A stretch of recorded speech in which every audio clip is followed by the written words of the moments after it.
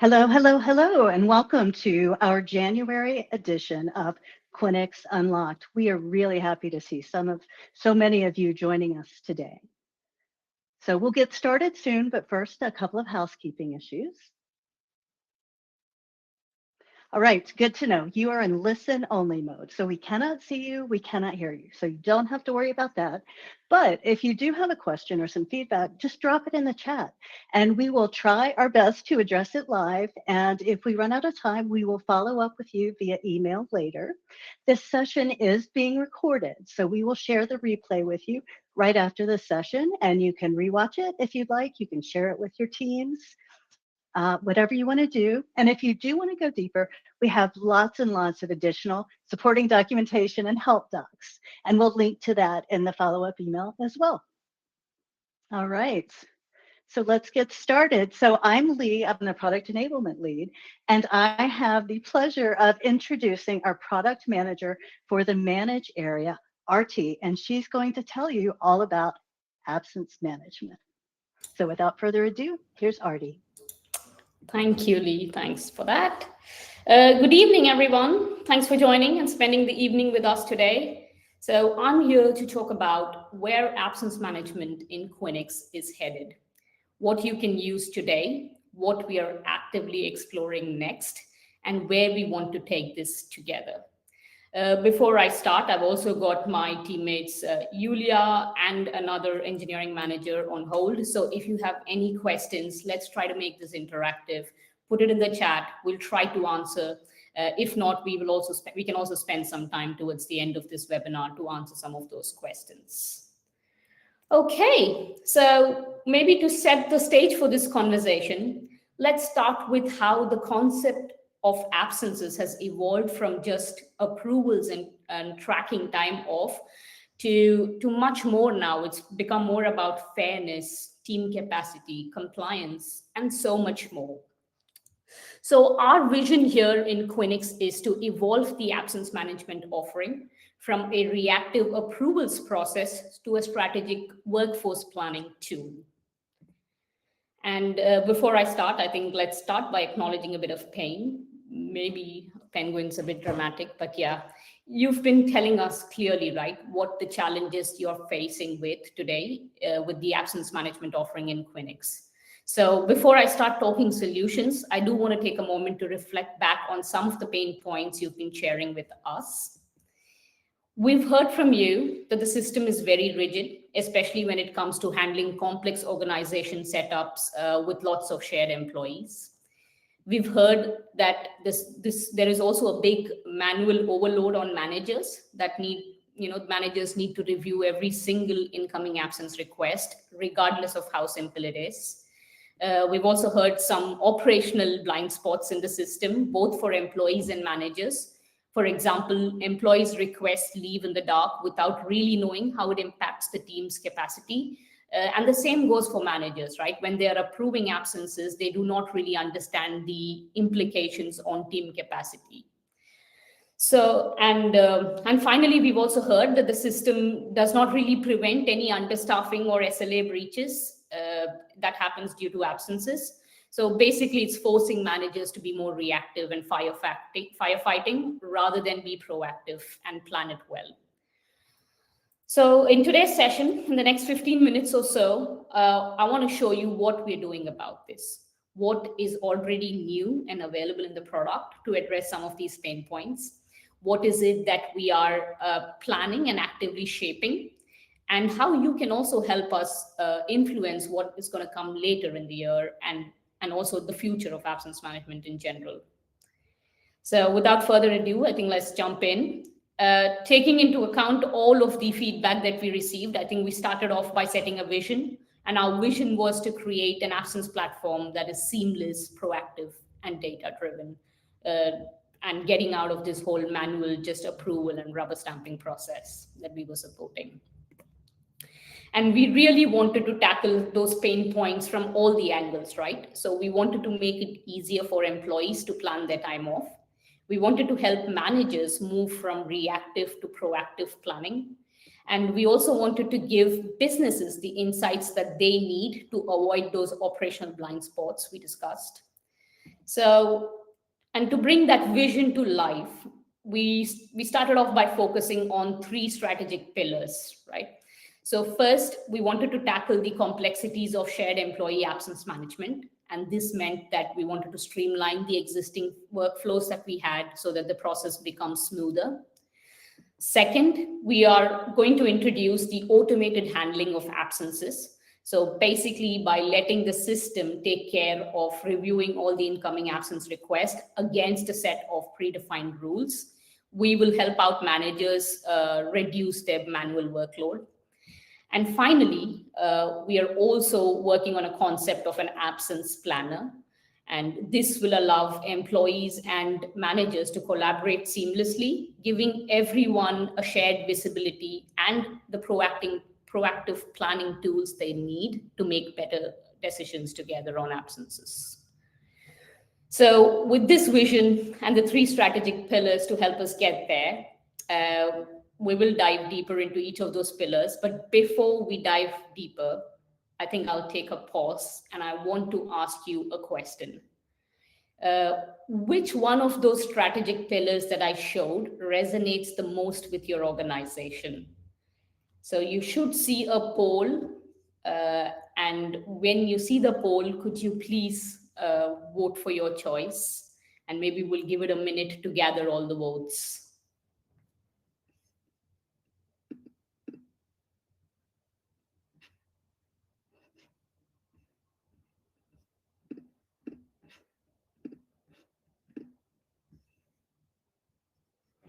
I can see the vote counts going up. So thank you to everyone who's engaging and voting.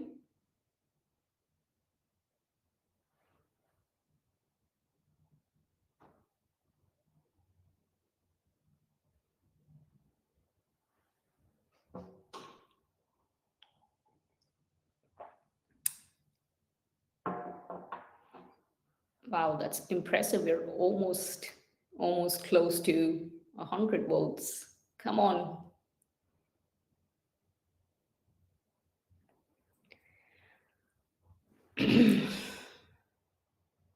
Okay, I can still see it move, so I think I'm going to give it a bit more time.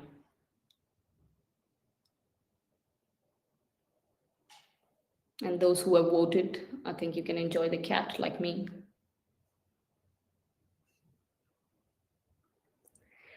Okay, I see some stable numbers. So I think let's jump on, but please continue to vote if you want to as well. So yeah, I mean, let's look at what is now available in the product for you to start using, and that will also help tackle some of those pain points that we just spoke about. So historically, before we released this new feature, we call it the Shared Employee Absence Management, or SEAM. Let me call it because it's a mouthful.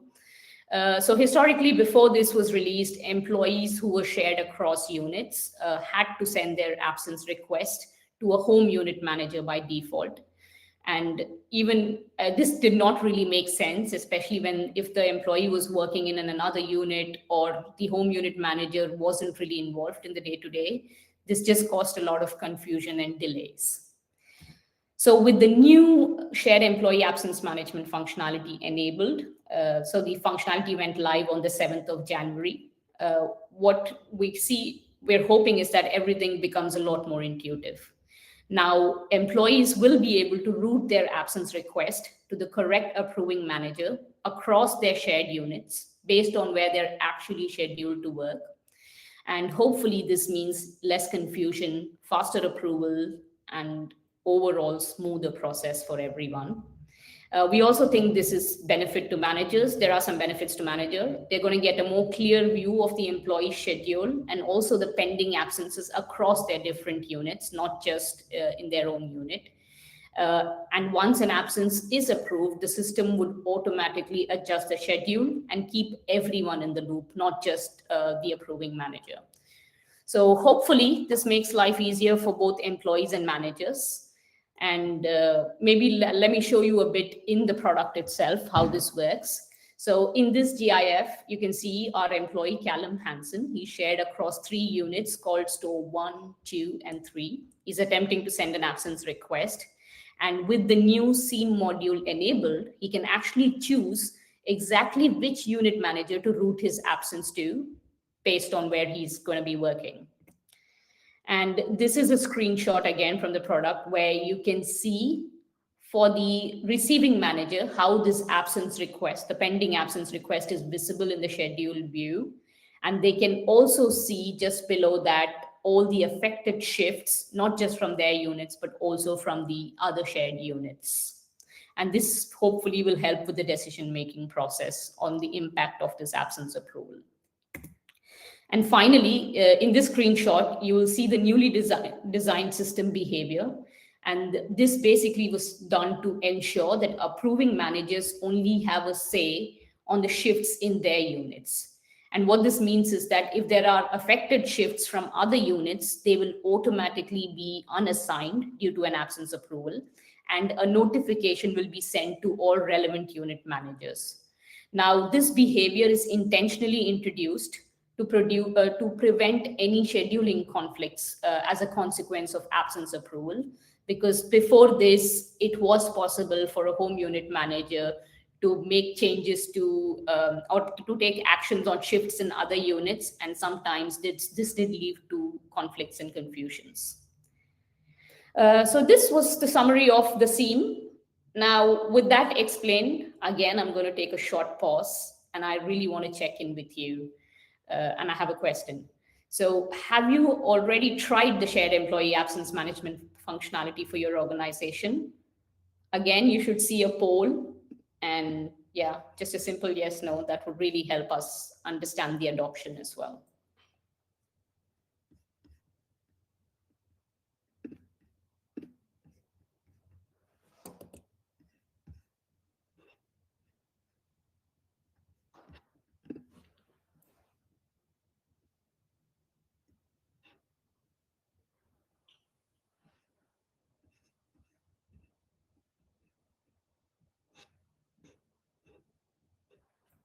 Okay, thank you for all the votes. I'll give it a few more seconds because I can see the numbers going up.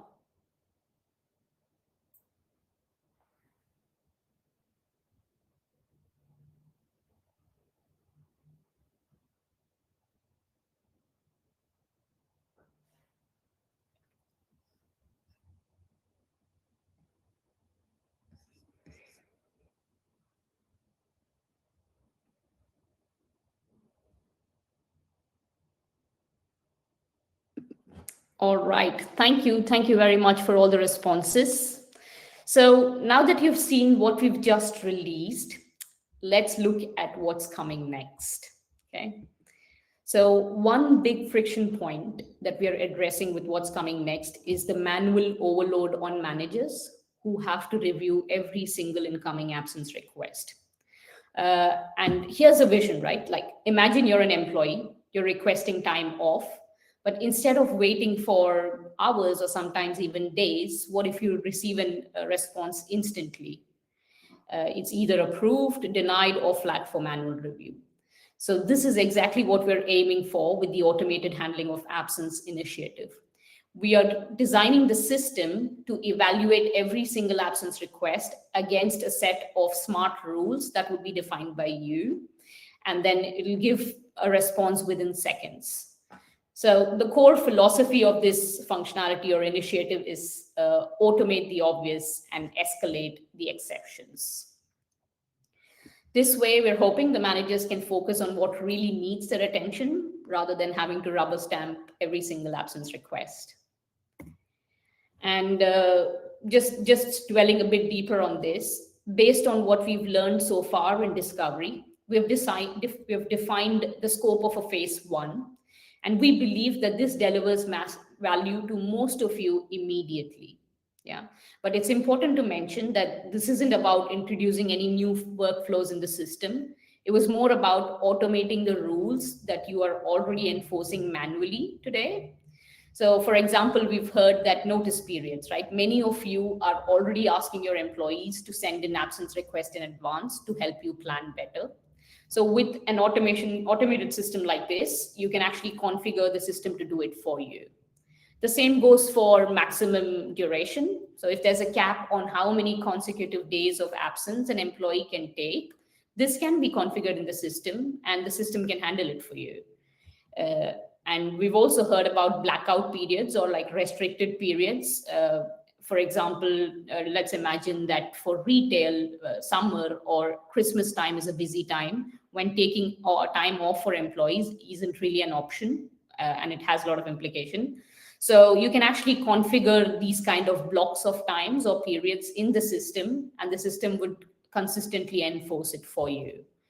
And on top of some of these rules, the system would obviously also check the other basics like the balance availability for that employee or other existing validations that has been configured before making a decision. So to conclude, the phase one was really about taking some of those rules that you already trust and then letting the system handle it for you. Again, I think time for a quick reality check. Now that you saw the three different rules that we are scoping as phase one, I just wanted to quickly check which one of these rules resonates the most with your organization. Again, you should see a poll, a question. And yeah, if you could just tell me which one resonates the most with you, that would really help us understand the priority as well of things.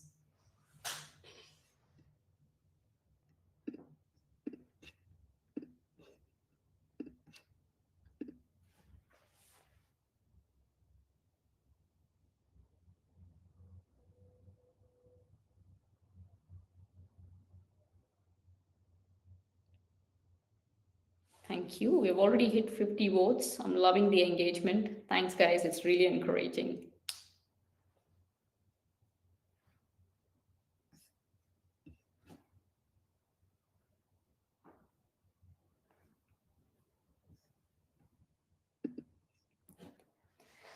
Cool. I can see the numbers stabilize. Thank you once again for your inputs. And so, yeah, now that I showed you what we have planned as coming next, I'm sure you have this question. So, what's next with this plan? Now, what you've already seen here is really just a starting point. Phase one would cover most of the common rules that we've heard from you so far. But some of these rule boxes are intentionally left open because we don't want to guess what matters to you. So yeah, I mean, here's a request to you. We'd really like your help in shaping what gets automated next. So you should see a form being sent to you. Please, could you just fill in the form? It's a very simple one question, two question form. And based on your responses, we'd love to work with you and take it further. I'm just going to double check the form is available to you now.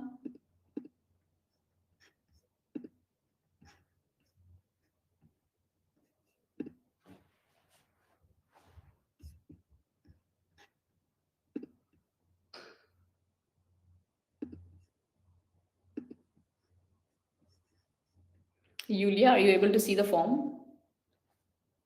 Yes, I am. It was posted, so Okay. it should be live. Perfect. I'm hoping that everybody is able to see, but if not, it will be sent as part of the follow-up email as well. Okay. All right, then let's move forward. Now that you've seen what we've already released, what is coming next, I do want to spend some time talking about what we are up to later this year. So let's start by framing the problem we're aiming to solve. So right now, the absence management in Quinyx is mostly reactive, right? Managers see requests one at a time, often without a big picture view of how they stack up over weeks or months. And for employees, similarly, right? It's a guessing game. They're trying to pick dates without really knowing how it impacts their team, or they'll have to go have these conversations with the team. So what we identified was that the real gap isn't about compliance or policies or enforcing it. It was more about having that forward-looking visibility into capacity over time. And to address this is the direction we are aiming for in the second half of 2026, an absence planner. Just imagine as a simple calendar-based view or a tool that gives the whole team visibility with a shared view of capacity over time, not just like telling you who's off tomorrow, but actually how the absence trend looks like over the next few weeks or even months ahead. So with this, employees would be able to see what is the best time to take off that works well for them and also their colleagues. And same, managers can spot understaffing risks early on and plan proactively. Now, these are just some mocks. It's not a promise or a finished solution yet. It's a direction we want to work towards. And this is a journey, right? This is a journey we want to take to move from reactive approvals to proactive planning. And so before we build anything on this later plan, we want to understand the real use cases that matter to you. We have a lot of questions as product managers thinking, what scenarios do you struggle with today when you plan absences weeks or months ahead?